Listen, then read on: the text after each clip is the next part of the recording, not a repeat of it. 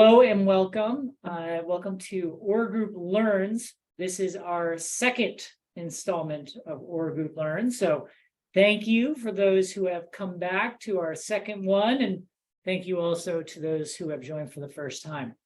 I'm going to drop in the chat box here a link to our previous Orr Group Learns, where we touched on some of the products in AI, ChatGPT, basic version, and then beautiful AI. So if you haven't had a chance to look at it, definitely please do. There's the videos in the chat, which I'm sure my colleagues will send around shortly. So while I go through the intro, I'd love for everyone to please, in the chat box, just say your name and organization. We have about 100 folks on this call, which is about double from what we had last time. So it must mean that people are interested in the topic and want to learn more, and that's really exciting to us. So thank you for joining. So I'll start and say, my name is CJ Orr. I'm a president and partner at Orr Group. I'll just give a quick background on our firm for those who are not familiar. Orr Group is a mid-sized consulting firm. We work exclusively with nonprofits to help them drive impact through unlocking capital and talent. So our core services include strategy, such as strategic plans, feasibility studies, and development assessments. We do frontline fundraising, such as serving as your CDO, major gift officer, or any other frontline portfolio manager.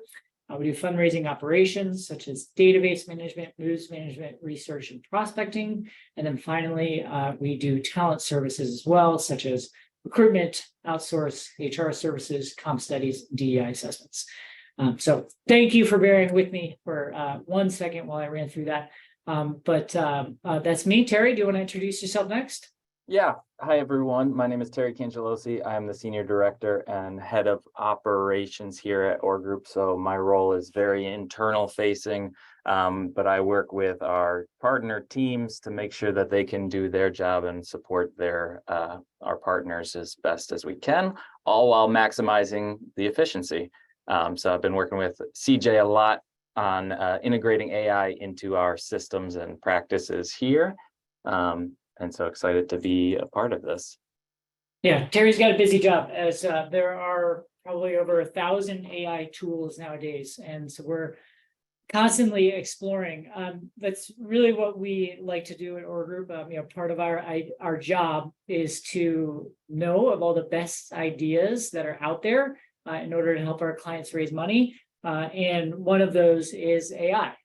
So basically, we believe that under the AI umbrella, you can be more productive, you can send more emails, conduct more outreach, build more relationships, solicit more gifts, and ultimately raise more money to fund your programs. We firmly believe that AI is core or can help with that process. And so, our goal here today is to share some of those ideas, some of those tools that have helped us that might be able to help you all as well. I'll just take a quick second to say we probably take a little bit different approach to education around artificial intelligence. I think most panels out there you'll find are focused on kind of general impact of AI, legal parts of AI, how this will affect the economy, and a little bit more high-level conversations. And the feedback that we heard, which is why we kind of started doing these demos, that people want to see what tools actually exist and using those in real time. So that's why we kind of started this little series. We last session did a full demo of ChatGPT, and we found that the respondents, people that were in the webinar, really enjoyed that part. So what we're going to do today, we're going to do a quick recap of our first webinar. For those who weren't able to make it, we'll try to do it very quickly, which we'll talk about the ChatGPT basics. Then we're going to go into some of the new tools, such as ChatGPT 4.0 plugins. Then we're also going to talk about Google Bard. We're going to talk about Perplexity, Grammarly.io, and then Terry's going to take us home with Midjourney. Final asterisk and little piece before I jump in is I'm definitely not an AI engineer, coder, or expert in that way in any shape or form. I'm really just a power user. We are just have tried and tested and figure out what's best for us, and hopefully we'll share some of that wisdom today. And if you at your organization are trying to roll out AI as part of your culture, I'll just tell you what we've done with our firm. We started a task force that Terry and I are on, and we have folks from different departments that we share and analyze and try to figure out what AI tools are working best. We also have a full Zoom chat with everybody on our firm where we consistently share ideas and different tests on what's been working, what's not. And then we also have a heavy compliance aspect to our work. Not only do we have AI policies and procedures, we have strict kind of confidentiality and privacy agreements where we never put any information into any of our systems. We also make sure to never copyright or copy and paste basically out of ChatGPT. We have a requirement that anything that does come from ChatGPT needs to be changed, edited, or addressed to be your own tone. And then also anything that does come from ChatGPT or any large language model has to be sourced. And if there's a fact there, you have to dig that up and provide that as part of your research. So that's kind of what we do here, if helpful for what you guys are thinking about. So with that, let's jump in. We're going to start today with ChatGPT. It's of course a large language model. What you'll start to hear over the time is LLM. Basically, the way I describe large language model is that it's Google 2.0. When you put in a prompt into Google, where is Orr Group's DC office, you'll get a list of articles and responses. All ChatGPT is doing is taking that list, scanning the articles, putting the words together, and giving you an answer in a text form. So that's what when I think of large language models, that's what I think about. It's just a new way of Googling that's really advanced and helpful. So with that, I'm going to share my screen here, and we're gonna dive in. During our call last time, I outlined we found basically 6 or 7 business uses of ChatGPT. The first one is the simple one of putting in a prompt and getting an answer. So I'm going to put in a prompt here. What is a giving circle? It'll give me an answer, right? That's the basic one. The other one is number 2 is generation of lists. So, for example, I use this a lot for brainstorming. I hope you guys do too. For example, I would say here is give me 30 names for donor giving circle. This is just helpful for brainstorming. 29 of them might be horrible, but one might be great. We just use this for just ideas and idea generation. The other thing that ChatGPT does very well is long form written prompts. So what I'm going to do here is an example of, I'm going to use a generic organization, the American Red Cross, one of the largest in the world, and I figure it's important or easy just to put in here. I'm going to ask the ChatGPT to build me a written response on why someone should give to a giving circle. So my prompt here is, write me a case statement for a giving circle, American Red Cross. Case should have a brief history. It should have some programmatic pillars. It should say why the donation is important, and then it say how I should give utilizing the giving circle in that example. And I'm going to say you have 2,000 words. So ChatGPT can do a pretty quick response here. Introduction, history, programmatic pillars, importance of your donation, how to give, and then hopefully you'll see in here your giving circle step. I'm trying to see, does it even touch on it? Maybe it doesn't. So then we can put in here, please include giving circle information in the how to. I'll see if it works. Sir, how to get, and there you go. So it's very good at writing long documents, articles, essays, etc. The fourth thing that ChatGPT does is gives feedback. So I'm going to put in here a draft email, and I'm going to ask it for feedback. So the draft email is, hey, John, I'd like to start a giving circle for the American Cross. I think it'd be great, influence people to give it at 1 million plus. Can I roll this out?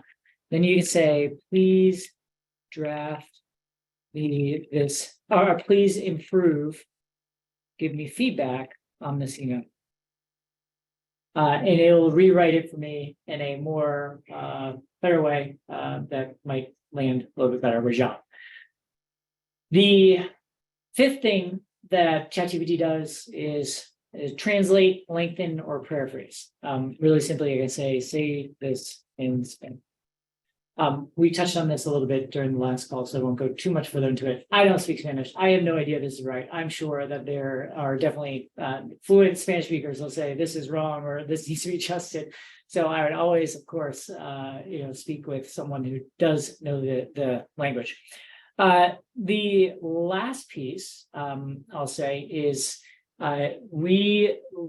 you can use GPT for documents and procedures. So provide me an invoice for a 1 million giving circle gift. And it'll provide you an invoice. There you go. So those are kind of the general uses of it. And we covered a lot of this last time, so I just wanted to do that really quickly. Now what we're going to do is we're going to use ChatGPT-4, and we're going to go start doing these things called plugins. Plugins are a new thing that ChatGPT has rolled out that connects ChatGPT with different plugins. There are plugins that you would know already, like Car Guru's Expedia. Like that's a really simple one that I know people have used before. There's a variety of different ones to choose from. Actually, I'll show you where they all are. Plugin store. So you can go in here and explore all the hundreds and hundreds of different plugins that exist. Here are some of the popular ones like AI PDF. This one analyzes PDFs and gives you summaries. This one, for example, it gives you diagrams. You can look by new and just poke through here and see if any of these be helpful. You can go by all, look at, there's 86 pages here. So there's a ton. And then, of course, you can look at the ones that you've actually installed. I go through here every now and then and see if there's anything that might have come up that would be interesting for me to use. But that's where they are right here in the plugin store. So I'm going to do an example. I'll do, of course, a fun one just to show you how it's done. I'll use the Car Guru. So find me a Honda Civic 2022 in zip code 07090 for sale. And it will connect to the plugin Car Gurus and then give you the list from that plugin. So it usually also definitely takes a little bit longer because the plugins has to go through a second site and then provide the information. But the good thing is this is all real information. This is all live and in real time, right? So you can click this link and I can go look at that $21,000 Honda Civic Sport 4-wheel drive. Great. I can, all of the plugins are in real time. So that's like very helpful if you want to get up-to-date information. Here, look, it has some great pictures. One real-time thing I do use a lot, there's this thing called group or actually it's called coupons. It will give you it will give you any discounts to any stores you go to. And I do check Couperts a lot anytime I do buy anything. Anyway, you're not here to learn about Coopers. You're actually looking to learn about what could be useful in your day-to-day. There's a few that I've used and found useful. One is AI PDF. I'm going to take here the Giving USA report. Everyone, I hope, fingers crossed, has seen this already and has the full report. I just pulled this one offline. This is the publicly available PDF. And I just went to Google and typed in Giving USA 2022 report. And this came up. So what I'm going to do here is I'm going to ask ChatGPT to summarize underscore PDF. Then I'm going to log in the PDF. What it's going to do is it's going to read the PDF that I send it to, and then it's going to summarize it for me. You can also pick out specific information. You can ask specific requests. You can do whatever you want. All it does is takes the link, scans the document, and then provides you with a summary or whatever information you're looking for. This can be helpful for very large documents, large PDFs, legal documents, donor agreements, or anything that is there to read. This is very helpful in picking things out. So you can see here, it's already summarized it, and this is all pretty spot on. And it also gives you the link to the full document. So I find that useful, and I use it every so often. The other one that I like is called down here. It is for pilot, show me diagrams. So I love flowcharts. I love diagrams. Use them all the time for cases, for following programmatic dollars, whatever it may be. Diagrams will make you a diagram on the spot. So let's just do an example. Build a diagram on how direct mail works. This should be pretty bulletproof. Let's make sure it works here. But what building a diagram will do is it'll go into its plugin, and then it will build you just a flow chart here. And then also what it does is allows you to connect to the actual site, show me diagrams, where you can play around with it and adjust it as needed. Now, like, for example, they could be making this up where you need to go and actually edit it. So it gives you that option here. You can edit it. You can also play around with different diagrams, right? Like if you didn't like that one, you can change it and all that stuff. So I find it helpful if you do this a lot, and it's a cool little plugin that's easy to use. They do have in here a variety of plugins focused on charity. One here is called Change, and then one is called Charity Sense. So I actually don't use these that often. They generally just provide information about a charity. I believe that more donors will use these plugins than folks that actually work at a nonprofit. So for example, you can write, give me the financials for American Red Cross. And it should pull from either Charity Sense or the other, or Change. But again, this is more, I believe, from the donor perspective. Let's see, that's taken a while to run. So that's ChatGPT 4 plugins.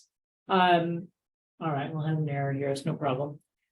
What ChatGPT used to have in here was this beta version that allowed ChatGPT to connect to the internet.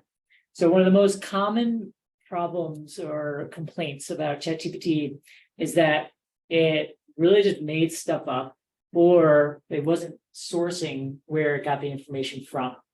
So ChatGPT rolled out this thing called ChatGPT 4 with Bing. And what you do is you put in a prompt, and it would go search on Bing and give you a response from Bing, and then give you the link to go back to Bing. They, for some reason, pulled it away. It worked really well, but they pulled it back. This is not an option here. So that's okay, because there are several other platforms that will directly connect to the internet. So that's why we're going to use Google Bard. We talked about this a little bit on the other call, but I really do like Google Bard. It's a lot more, there's a lot more pictures involved, it's a lot more user-friendly, and it also does source directly from the internet. So I'm going to do a pre-populated prompt. Can you find me a venue for 100 people in New York City? We're looking to host a gala in September. We'd like the vibe to be hip. We have about 100,000 to spend. We'd like to be a stage for music and speeches. Can you provide me a variety of venue options? Google Bard will then go and through Google and look at a variety of different venues and give you a few options. what I like is that these links will bring you right to the website. This is all in real time, and it'll, give you capacity. That's good info. You can, of course, then also export it to a Google Doc, if helpful in displaying information for colleagues or whatever it may be. It'll just drop it right into a Google Doc. But I still like this version better because it gives you the direct links and things like that. So Google Bard is easy to download. Just Google Bard, and it'll bring you to the website where you can use it. So the other tool that I wanted to show you all is called Perplexity AI. Perplexity AI is also a large language model. It's similar to Google Bard, similar to ChatGPT. However, it's a add-in that you can put into your Google Windows bar up here. So you see this little box. I know it's actually probably very, very hard to see up here on the right-hand corner. This little box here with the white dots. That is the Perplexity add-in. So what happens if you're on an actual website, which we are right now, this is live, Orr Group's website. This is the article that I wrote a few weeks or I guess months now. And what I'm going to ask Perplexity to do is to summarize this article. It's giving me a hard time this morning. Let's see if it's there you go. So it gives me a quick summary of any page that I'm on. And so if I go to any page and I say, God, this is 40 pages, I'm not going to read all this. It'll very quickly give you a nice little summary. And what's also pretty cool is it gives you all the sources, which I found to be unique and interesting. So if you wanted to also learn about things outside this website, it also can give you examples from the domain related, and then also just generally from the internet. So I like this because one, it's on your Google bookmarks bar. It's easy to find. It just drops in real simply. And then also it's available in real time. So you can go right to this website and give you a perfect example right away. It's not like making anything up. It's taking what's on your screen and giving you a quick summary. And you can also ask it a bunch of other questions. So I find it kind of fun and interesting. You can also use just the regular Perplexity over here, where you write in a prompt and it'll give you an answer. So that is Perplexity. Tongue twister. All right, the next tool that I want to share with you all is called YouTube Summarize.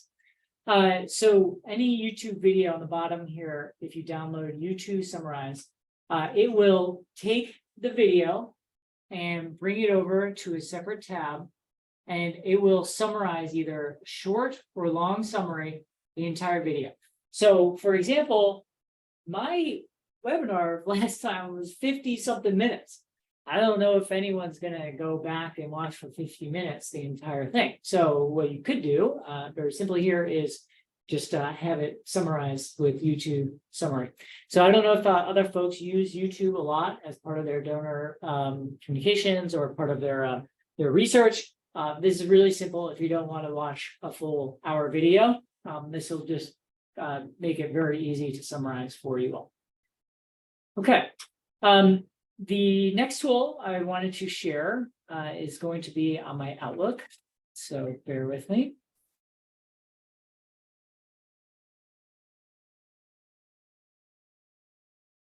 Okay, so I'm sharing a blank email here, and we're going to use the tool called Grammarly.io. Grammarly.io is an AI tool that helps you have better grammar, but also provides ways to write emails for you in real time. So I'm going to write a very bad email here. Say, hi, friends. Thanks for attending. I don't know why the formatting is off a little bit there. Thanks for attending Orr Group and Orr Group Learns. I mean, this is horrible, right? So you see this little thing that's hovering over here? This is Grammarly.io. It's notice 7 glaring errors that it says it can fix. So you click this little button. What I really like here is it gives you ways to be either more persuasive, more personable. It rephrases things for you to make it in the way you want. It's like if I want it to be a current, like just straight to the fact tone, I can do that, or I can do more personal. So I'm gonna tell it to rephrase it. Boom, I'm done. Now then, here the general use of this software is spell check, of course, but also grammar check. So it knows to capitalize the I. It knows all of the different ways to spell, to say things better. Cool tools that you can use daily, right? And it knows AI learns when spelled. Different pronouns, thanks for, okay, that's obvious. So then it says your 7 issues are addressed. It's really simple and easy. You can use it on Outlook, you can use it on Word, you can use it on Gmail, you can use it on OneNote. It toggles between your devices. So now I'm going to show you another feature that I think is pretty cool.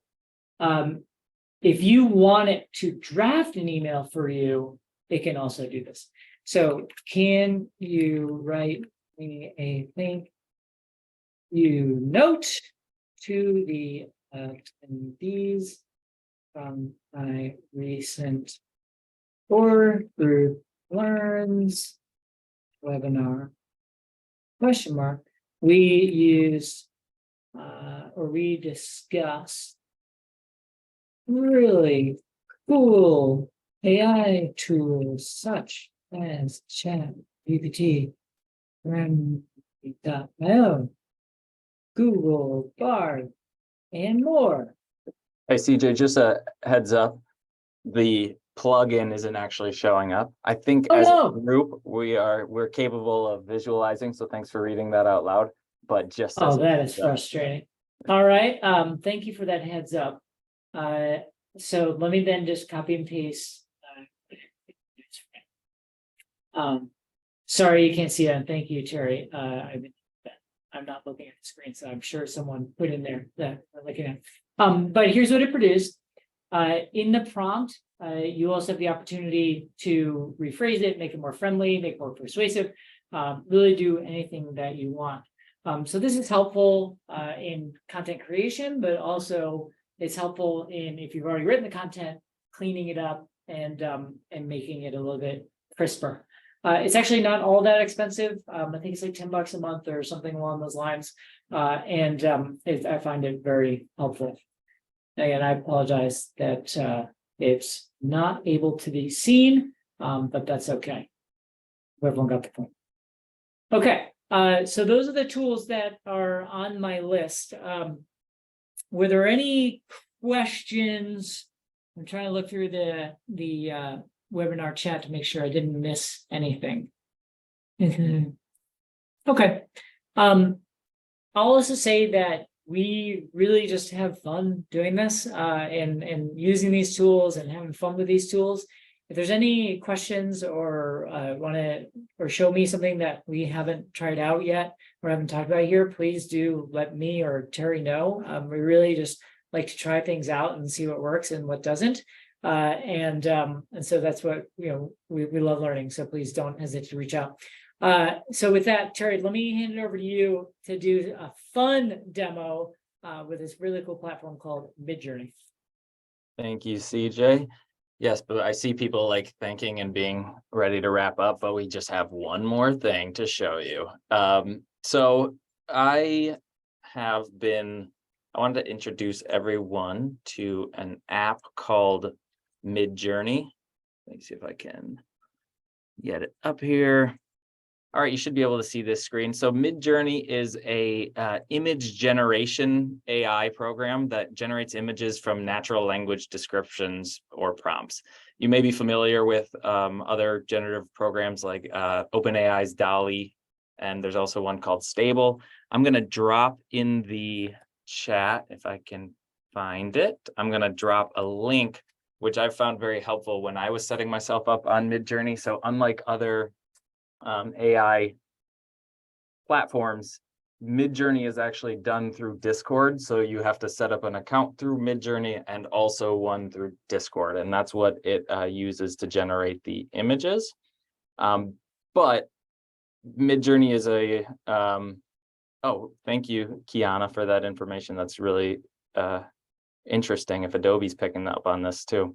So Midjourney can be used for a number of things. I mean, you'll see it a lot in Etsy, and smaller artists are using it and other things, but it can also be used in business settings. So I'm talking making advertisements, potentially marketing campaigns, creating contents, logos, icons, thumbnails, really anything you can think of. I used it recently. We're building a company intranet, and I used it to create some more engaging stock images for some of the articles that I've used. It is, I should caveat, unlike ChatGPT, this is not free. There is a free version, but it's pretty convoluted. This version that I've signed up for is $10 a month. And it comes with limitations, 200 generations and speeds and all of that sort of stuff.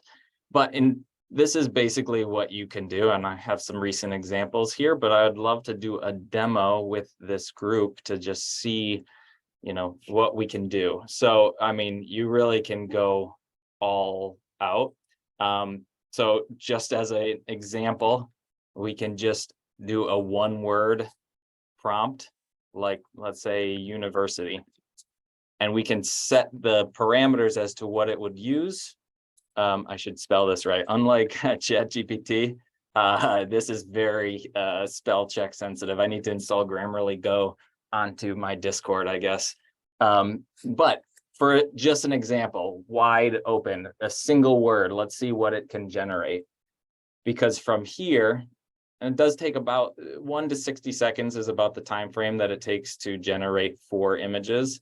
While we do this, you generally will start with whatever the subject that you're wanting to include. So a location, person, occupation, and then you can go to the style that you're looking for. So you could do photorealistic. You could do a painting. You could do an illustration, digital art, film stills. And then you can go into color schemes, what lens and angle you'd like, what lighting you'd like. So these are the images that it generated for university. So let's just say we want to narrow this down a little bit. Let's say we want to, and what it'll do, I forgot to mention this, it will generate 4 images, and we can get in a little bit closer. These are usually lower resolution images. Still 60 seconds, it generates 4 original images. But we can, if we love one of them, we can upscale it. If we want to see variations of it, we can change them. But let's say we want more prompts. So let's say we want something like university, but we are focused on creating we wrote an article about teachers teaching in universities, and the challenges they're running into. So we can say university, let's throw in some more prompts. Unlike ChatGPT, this tends to work better with just phrase if you take out all of the fluff.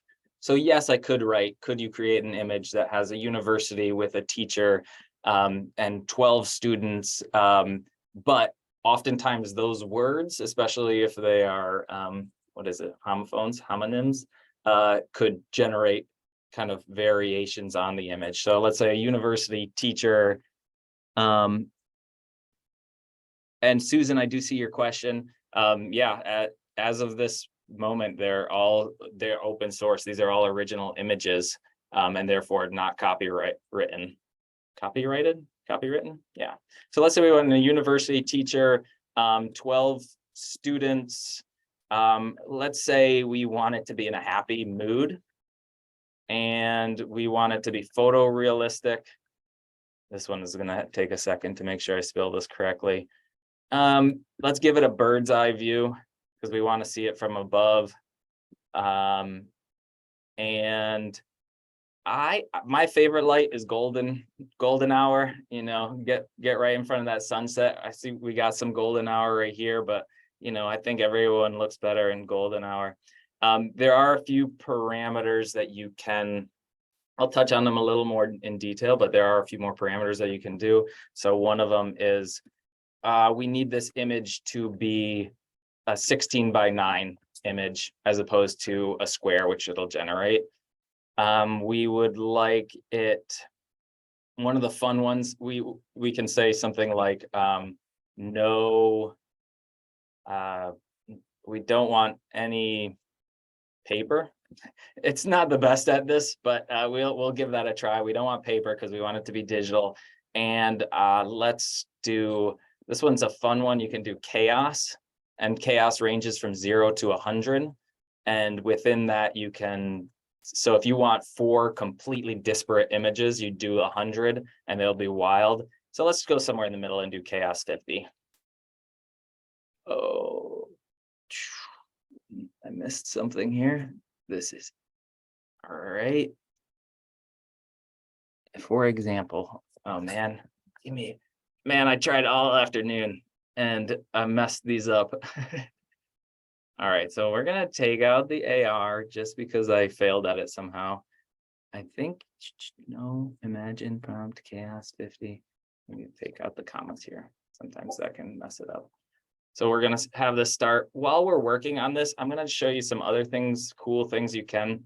So you are limited into what you can and cannot do within it. So I couldn't say, hey, take this same image that we created and get rid of that guy. What we can do are, there are some settings that you can play with. And if you do /settings, you can bring it. And so you can see various versions, which these are the various versions of the model. You can change it. So if you want the style to be really wild or really low or extremely high, remix mode is kind of fun. I'll show you that in a second with this generation. But you can have it go fast, slow if you're not in any rush, because you do have limited fast hours. Everything has limits in here. But this one's still waiting to start. So it might be a popular time to do the mid-journey things, apparently. So let's go back to this one while we wait here. And let's just say we want, oh, we love this one. This is my favorite one. It's kind of cool. The daunting fears of going to university the first year as a young freshman. But let's say it's not quite right. So let's upscale it. Oh no. So this is where the what was it called? The different modes that you can use are within the settings. And one of them are, it does allow you to take a single image and vary it slightly. So let's say we like this, but we want to zoom it out farther because we want that person to just be really small. This is kind of a fun feature because you can literally pan. So if we want him not to be in the center, we can pan it over so he's off to the right or the left. But let's for now just zoom this one out. Let's see how this one is going. Oh, here we go. We're getting a teacher with 12 students. Not seeing any students yet, but that could be because we cranked chaos up to 50. And so you'll see that it takes a second to generate. But here we go. Now we included in this university a teacher, students, because we have, let me scroll back, because here's a teacher with 12 students. Man, I would love to go to this university. This looks like the edge of Hogwarts. I kind of want to see that one a little bit bigger. This one's with the chaos. So you can really get wild. If you crank the chaos up to 100, these pictures are all over the place. But I kind of want to see this one. And I'd like to see 4 versions of that. So that'll take this and it'll create 4 versions of this Hogwarts looking university. So let's go back up here. And now what we can see is within, I'm trying to do too much here. But now we've created, this is the zoomed out version. So they took that same image and they zoomed it out farther. So these are all, and Christy, I see your question about consent, especially about pics of kids if they're taken from the internet. So these are all generated images. So they aren't taking any pictures from the internet. I'm not sure how that works in terms of how it creates the generative or how it generates the images. But none of these are actual, like if I said, show a picture of a child, it would create a picture of a child from scratch. So one thing, I mean, we can actually going in as there's a number of things that you could do with this. You know, if you wanted a stock image of things, or for creating, we used it to create our icon for our AI task force. One other thing, there are some fun things that you can do. You can actually add images in here. So I'm taking a public image, which is CJ. And I'm gonna take him, and I don't know what would be an interesting prompt to have CJ. Maybe we want him to be a superhero.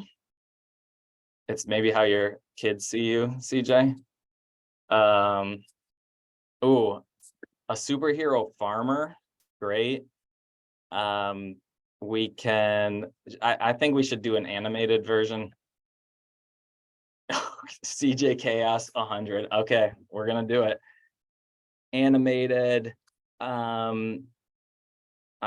We did Golden Light, so yeah.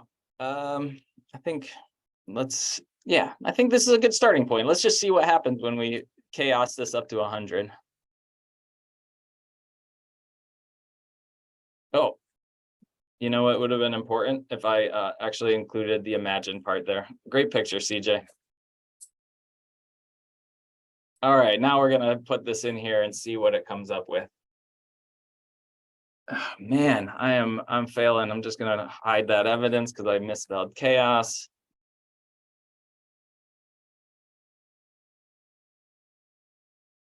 There we go. At long last, let's see what superhero farmer animated chaos 100 CJ Orr looks like. Earlier I was playing around with this. There's a few things, like if you are at a theater, I had created some, while this works, I am gonna show you some of the other things. Like here's a classroom with students. This is two stage actors, children, crocodile. So if a children's theater, if anyone in the children's theater is doing Lyle the Crocodile, the musical, can generate some images prompting for that. And now the great reveal, the moment we've been waiting for. Oh boy, here it comes. Oh, wow. CJ, you were asking about adding muscles to you. All right, which of these should we see a couple other versions of? This looks straight out of Disney. All right, CJ, what's your favorite? 1, 2, 3, or 4? Oh yeah, of course you're gonna choose that one. Let's see 3 versions of or 4 new versions of number 3. I think this looks just like CJ. The hair is actually pretty spot on.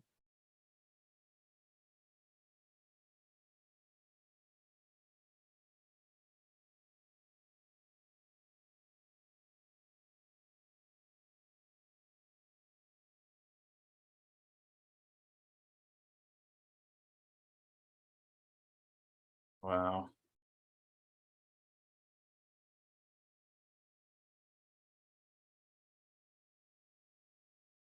CJ, have you ever had a mustache like this before?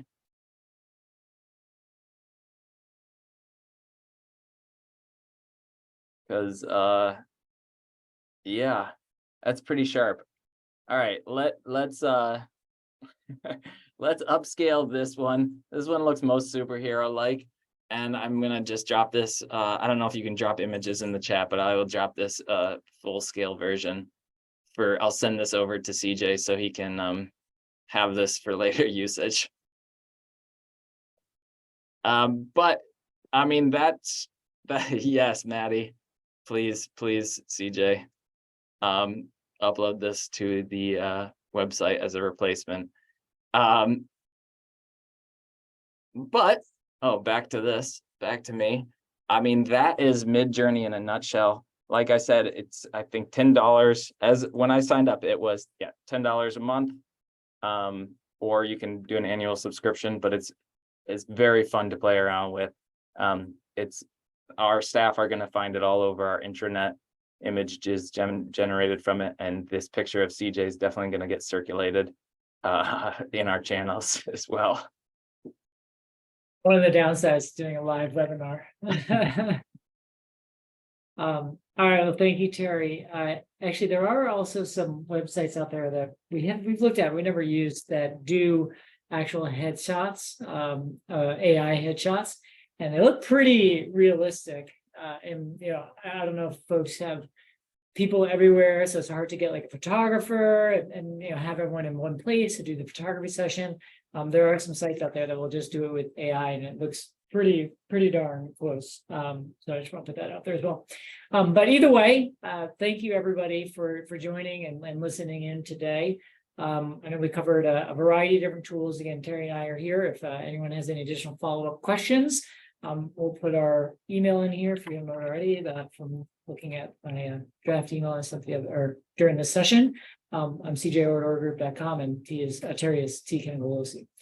So thank you, everybody. Thanks for the time. We'll put this up on YouTube. We'll send a follow-up email as well. And enjoy the day. Enjoy the good weather. Thank you all.